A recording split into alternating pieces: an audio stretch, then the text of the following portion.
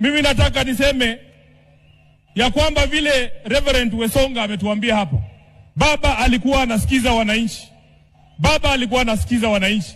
Na mimi nataka kuencourage wanachama wa ODM. Sisi viongozi sasa tunyamaze kidogo, tusikie nyinyi mnasema nini. Nyinyi mtuambie mnataka tufanye nini na chama cha baba Raila Amolo Odinga.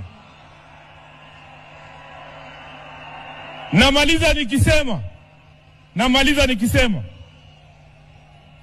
baba Raila Amolo Odinga alizungumza wazi mbele ya nchi nzima tarehe 22 mwezi uliopita mbele ya hawa wabunge katika hoteli ya Agile pale Nairobi. Baba aliongea kwa kinywa chake mwenyewe, na waomba viongozi msiingize maneno kwa mdomo ya mtu ambaye amelala.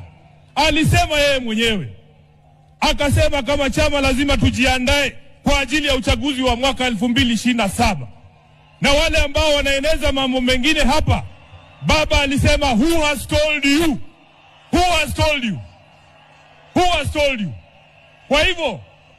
Kwa hivyo sisi tutafuata the last standing instruction ya baba ambaye alitoa chini ya siku 23 ambazo zimepita kabla afariki. Kwa hayo mengi, ni jukumu langu pia kama katibu mkuu wa chama, Mheshimiwa Rais, ilinivunja moyo sana kwamba baba alitoka Nairobi bila kusikia sauti za watu.